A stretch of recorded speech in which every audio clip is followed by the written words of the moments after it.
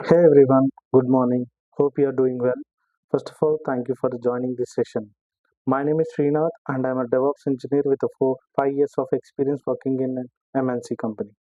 I've been working with DevOps technologies like cloud, automation, and the deployment pipelines in real-time projects. Along with my professional experience, I've also been training students and working professionals since 2018. Over the years, I have helped many students understanding concepts from basics, prepare for interviews, and successfully crack jobs in their DevOps domain. So, in this training, I won't just teach you tools, and also guide you how to think, how to approach problems, and how to prepare yourself for real job scenarios.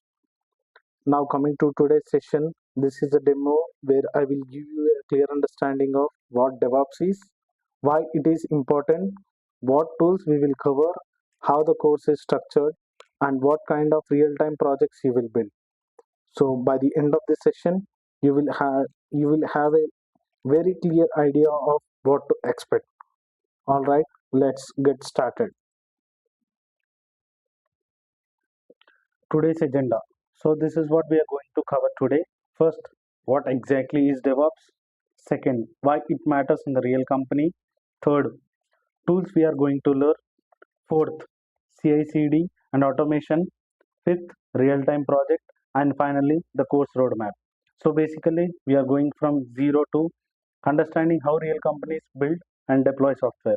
So stay with me. Everything will connect step by step. So let's start with the most important question. What is DevOps is? Now I will explain this in the simplest way possible. DevOps, development plus operation. Development means writing a code. Operation means deploying and managing that code in the servers. Earlier, these two teams were completely separate. Developers would write a code, and the operation team would try to run it. And most of the time, it did not work properly. So developers team would say it works on my system, and the operation team would say it's not working on server. So this caused delays, frustration, and sometimes even business loss as well. So company needs a solution. That solution is a DevOps. DevOps is a basically collaboration, automation, continuous integration, continuous improvement. Now let's look at the life cycle: plan, code, build, test, deploy, and the monitor. Let me break this down in the simplest form. Plan. In the plan phase, what features we need. In the code phase, developers will write a code. In the build phase, we will convert this code into an executables. In the test phase, it checks bugs automatically. In the in the deployment phase, we will release the application. In the monitor phase, we will track the performance of the application. And here is the key point. This is not a straight line, it's a loop. Monitoring gives a feedback that goes back into planning. So companies continuously improves. That's why apps like Instagram, Amazon keep updating frequently. So why DevOps? Now let's understand why DevOps became so popular. Uh, okay, let's get into a real scenario. Imagine a company releases a feature and it takes 2 weeks. Customers complain. By the time fix comes, users already leave. Now with the DevOps, the same issue can be fixed and deployed in a few hours. That's a huge difference. Now let's break it down. There are few features of the DevOps. That is the first one. The first feature is faster delivery. Automation helps releases faster. No waiting for the manual steps. The second feature is higher reliability. Testing is automated, so fewer bugs reach production. And the next most important feature is lower the cost. Instead of wasting servers, cloud and automation optimizes the usage. Better collaboration. No more blame game between the development team and the operation team. Everyone works together. All right. In this slide, we will discuss each tool in brief. All right. Let's start with the first tool, Linux. Now, before learning any DevOps tool, Linux is very important. Why it is important? Because almost all servers in the real world run on Linux. So, whenever you deploy an application, you are actually working on a Linux machine. Now, what exactly we will learn in Linux? First, the file system. Think of a file system like folders in your computer where your files are stored. Second, permission. This is very important. We decide who can read, write, or execute a file. For example, in a company, not everyone should have a full access. Third, processes. Whenever a program runs, it becomes a process. We will learn how to check running processes, stop them, or manage them. Fourth, shell scripting. This is where things get powerful. Instead of doing tasks manually again and again, we will write a small scripts and automate them. For example, starting a server, taking a backups, or deploying applications. So Linux is like a foundation. If your Linux is strong, everything else became easier. Next is Git. Now imagine you are working on a project with multiple developers. Everyone is writing code. Now how do you manage all these changes? That's where Git comes in. Git is a version control system. In simple terms, it keeps track of every change in your code. So if something goes wrong, you can go back to previous version. So now let's understand some basic terms in the Git. First command is commit, saving your changes. Next is push, sending your code into a central repository. Branch, creating a separate version of your code to work on new features. Merge, combining changes back. Let me give a simple example. Suppose you are adding a new feature, you don't want to break the main code. So you create a branch, work on it, and once everything is tested, you merge it back. That's how companies work. Git also helps in collaboration. Multiple developers can work without interfering with each other. So Git is like your project history and the control system. Next is AWS. This is where everything actually runs. AWS stands for Amazon Web Services. Instead of buying physical services, companies now uses cloud services like AWS. So what does AWS gives us? It gives us virtual machines, storage, databases, networking, everything. Let me simplify this. EC2. It's like renting a computer online. You can install your application and run it. S3 storage service. You can store files like images, videos, backups. IAM identity access management for security. It controls who can access what. VPC virtual private network. It creates a private network for your application. So AWS is basically your data center but in the cloud. And the best part, you can scale anytime. If more users comes, your increases servers. If less users, you can reduce the servers. So AWS gives flexibility, scalability, and cost efficiency. And the next tool is Jenkins. Now Jenkins is an automation tool. Let's understand why we need it. Imagine every time you write a code, you manually build it, test it, and deploy it. That takes time and can cause many errors. Jenkins automates this entire process. Whenever you push code to Git, Jenkins automatically pulls the code, builds the application, run tests, and deploys it. This process is called as a CI/CD pipeline. CI means continuous integration, CD means continuous deployment. So Jenkins acts as a pipeline manager. Once you set up, you don't have to do anything manually. Everything happens automatically. That's why Jenkins is very important in DevOps. Next comes the Docker. Now Docker solves a very common problem. It works on my system but not on server. Why does this happen? Because environments are different. Different OS, different dependencies. Docker solves this by packaging everything together. It creates something called like container. A container includes your application, required libraries, dependencies. So whenever you run it, it behaves the same. Let me give a simple example. Think of a Docker like a food delivery box. No matter where you open it, the food is the same. Similarly, Docker ensures consistency. We also learned Docker images, Docker files, and the containers. So Docker makes deployment reliable and easy.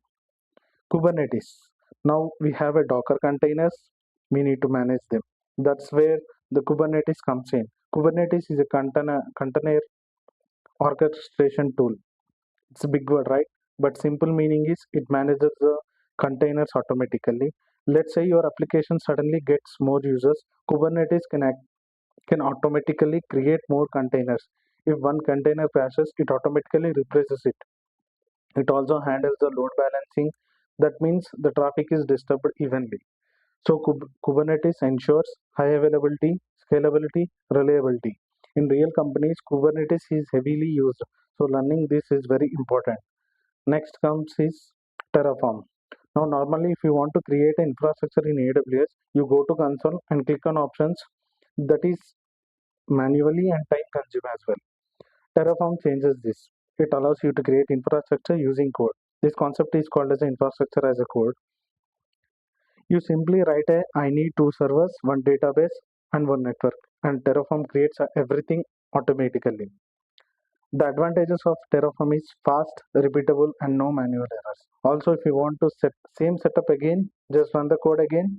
So Terraform makes infrastructure automated. Finally, Ansible. Once infrastructure is created, we need to configure it, like installing software, setting a servers. Ansible helps with that. Ansible is a configuration management tool. The best part is it is an agentless. That means you don't need to install anything on server. It connects using SSH. We write something called as a playbook. These are simple YAML files. For example, install Nginx start service, and Ansible does it automatically. So Terraform creates infrastructure, Ansible configures it. Together they complete automation. In this slide, we will know the basics of Linux and Git commands in brief. In later session, we will deep dive into the each command. Okay, let's get started. Let's move on to the most important foundation part, Linux and Git. If you want to become more strong into the DevOps, there are two absolutely not negotiables because almost every tool we use later depends upon this.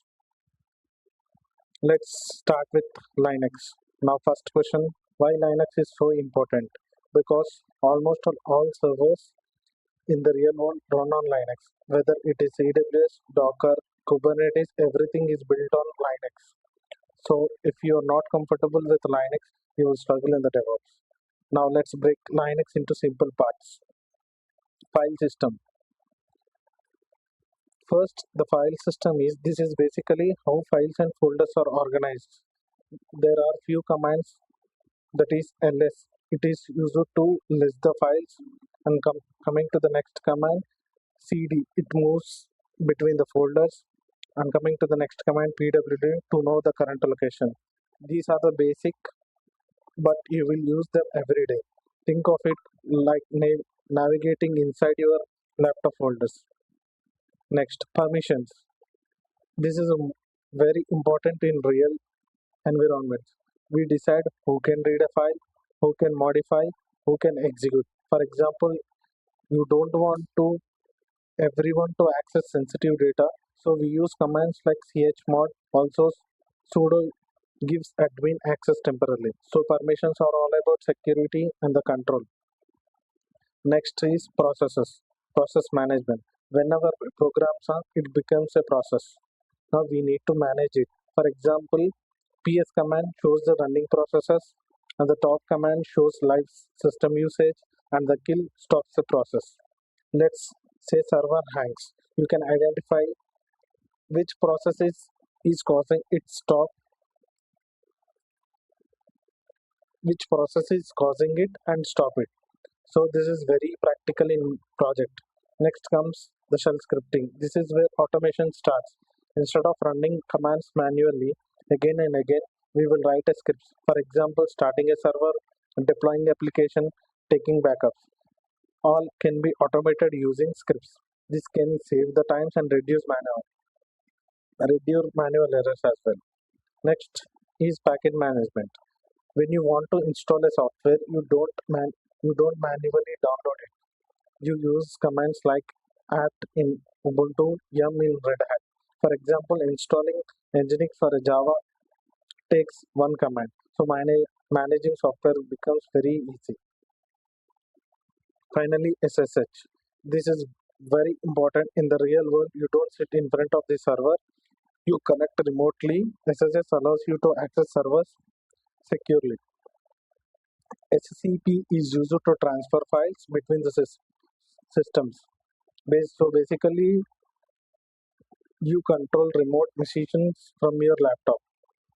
So overall, Linux is not just an operating system; it is the backbone of the DevOps. If your Linux basics are strong, everything else becomes much easier. Now let's move it to Git. This is equally important. Let me ask you a simple question: what happens if your code gets deleted, or if multiple developer change the same file? That's where Git comes in. Git is a version control system. It tracks every change in your code, so nothing is lost. First concept is repository. This is where your code lives. You can create a repo using git init or copy an existing one using git clone. So repository is like your project folder. Next is staging and the commit. When you make changes, you first stage them, then commit. Commit means a saving version of your code. Think of it like a checkpoint in a game. You can also always go back. Now, very important concept is branching. In real projects, multiple features are developed at the same time. So we don't work on many main code directly. We create branches, work on them separately, and once done, we merge back. This prevents breaking the main application. Sometimes two developers change the same file, then Git gets confused. This is called as a merge conflict. We manually resolve it. This is a very common in the real projects. Now Git alone is a local. To share the code, we use platforms like GitHub and or a GitLab. These are the two repositories, remote repositories, so team members can collaborate easily. Now, final concept is pull request. Before merging code, we create a pull request. Other developers review it. Only after approval it is merged. This ensures the code quality. So Git becomes your single source of truth. Every change is tracked. Every development starts from the Git. In fact, in DevOps pipeline, everything begins with a Git commit. So now, if you understand Linux and Git, you have already built a strong foundation for a DevOps. Everything we learn next will depend. In this slide, we will discuss overview of AWS and its services. Now let's move to AWS. This is one of the most important parts of the DevOps because whatever we build, we eventually it has to run somewhere, and that somewhere is like usually that cloud. Now AWS stands for Amazon Web Services. It is one of the most widely used cloud platforms in the world. Almost every big company, startups to enterprises uses AWS. Now instead of buying physical servers, company uses AWS to create virtual infrastructure, which means you can create servers, storage, databases, networking, everything, just a few clicks or a code. So AWS is basically your data center, but in the cloud. Let's start with the first category, compute. Compute means where your application actually runs. EC2. The most important service here is EC2. EC2 stands for the Elastic Cloud Compute Cloud. In simple terms, it's an virtual machine. Think of it like a computer in the cloud. You can install software, run applications, host websites. For instance, if you build a Java application, you can deploy it on EC2. Auto scaling. Next service is auto scaling. Now, what happens if your application suddenly gets more users? One server may not be enough. That's where auto scaling comes in. Auto scaling automatically increases or decreases the number of servers based on the traffic. So if users increases, more servers are added. If traffic decreases, servers are reduced. This saves cost and the improves performance. And the one more topic is the load balancer. Now, when you have a multiple servers, you need to distribute traffic. That's where the load balancer comes in. It distributes user requests across multiple servers, so no single server gets overloaded. This ensures high availability. And the next topic, next service that AWS offers is Lambda. Now here, now there is another concept called serverless. That is Lambda. With Lambda, you don't manage servers at all. You just write code and runs it for you. You only pay for the time your code runs. This is only used for the small tasks like automation, triggers, background jobs. And next comes the most important topic is storage and the databases. S3, it is used for the storing files, for example, images, videos, and backups. It is highly scalable and durable. So once you are storing something in S3, it is very safe. Next comes to the EBS. EBS is like a hard disk attached to the EC2. So when your EC2 runs, EBS stores its data. For example, your applications or a database files. RDS. Now RDS is a managed database services managed by the AWS. Instead of manually installing database, AWS manages it for you. You just choose what type of database you want to choose, like MySQL or a PostgreSQL, and AWS handles everything like backup, updates, etc. And another topic is DynamoDB. Now, DynamoDB is a NoSQL database. Unlike traditional databases, it stores data in key value format. It is very fast and scalable, used in the applications where performance is very critical. And one of the most important topics in the AWS is networking and security.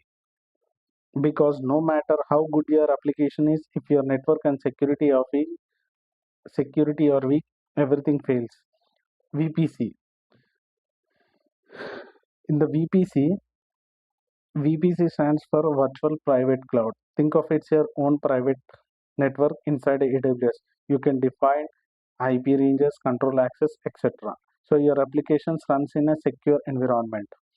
And the another topic is subnet. Inside VPC, we create subnets. There are these are the very smaller networks. For example, public net, public subnet. These can be accessed from the internet.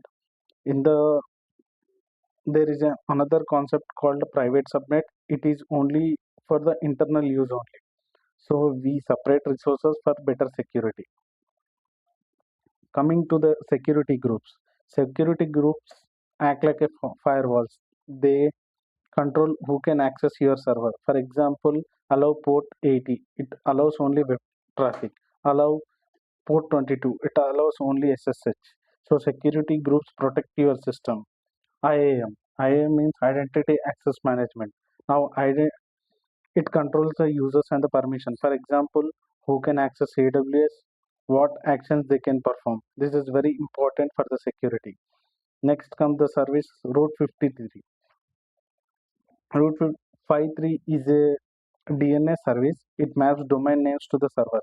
For example, when you type a website name, Route 53 directs you to the correct server. N- Now let's talk about the container services. EKS. EKS stands for Elastic Kubernetes Services. It is a Kubernetes managed by the AWS. So instead of setting Kubernetes manually, AWS handles it. You just need to deploy the application. Next comes the ECR. ECR is a Elastic Container Registry. It stores the Docker images. When you build a Docker image, it you you need to push it to ECR. Another service is ECS. ECS is another container service. It is simpler compared to Kubernetes, used for the running containerized applications. So if you look at all these services together, they form a complete cloud system. Compute runs your application, saves the data, database manages information, networking connects everything, security protects it, container manages scalability. So AWS gives you everything needed to build real world applications. And in this training, we will not just learn theory, we will actually create and use this services hands on.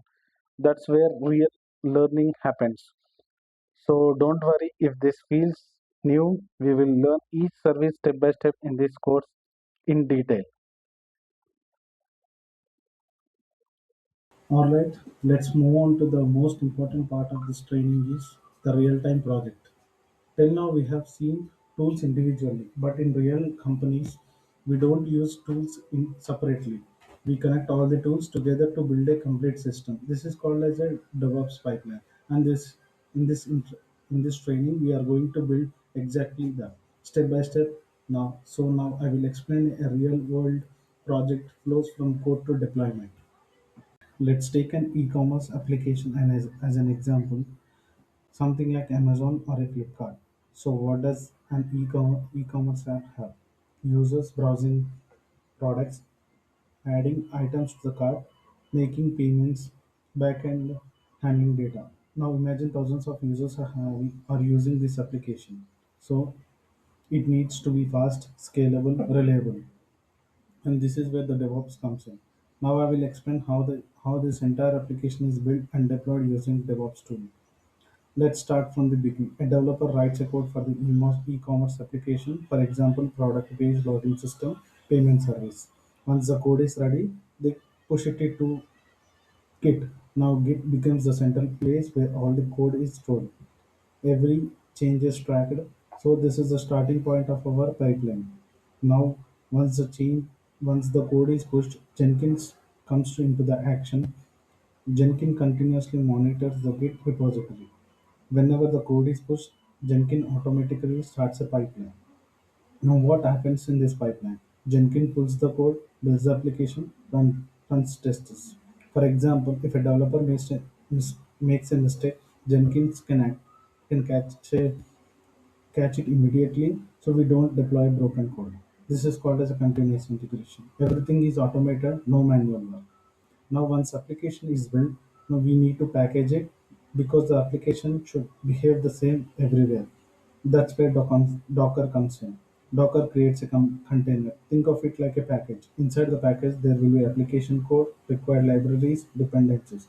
So, for example, your e-commerce app will have front end, back end, and services. Docker packages everything together. So, whenever you run it on laptop or a server, it behaves the same. That's why we say build once, run anywhere.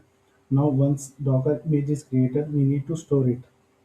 That's where ECR comes in. ECR is like a storage for Docker images. So Jenkins pushes the images into ECR.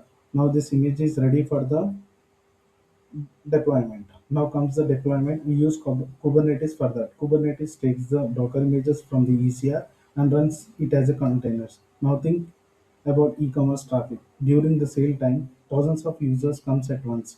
So we need scaling. Kubernetes automatically increases containers when traffic comes, decreases when traffic is low. Also, if one container crashes, Kubernetes automatically restarts it. This is called as a self-healing. It also balances traffic across multiple containers, so users get smooth experiences. In AWS, we use EKS for the Kubernetes, so your e-commerce app runs reliably. Now, before running this application, we need infrastructure, servers, network, database. Instead of manually creating, we use Terraform. Terraform creates VPC, EC2, EKS database, all using code. Now, once infrastructure is ready, we need to configure it. Install software setup environment. That's where Ansible comes in. So Terraform builds infrastructure, Ansible prepares it. Now final step is monitoring. Once your e-commerce is live, you need to monitor it. For example, is this server overloaded or the users facing delays? Tools like Prometheus and Grafana helps here. They show metrics like CPU usage, response time. You can even use set alerts. So if something goes wrong, you can fix it immediately. This is a complete DevOps pipeline. This is how exactly how real company deploys application.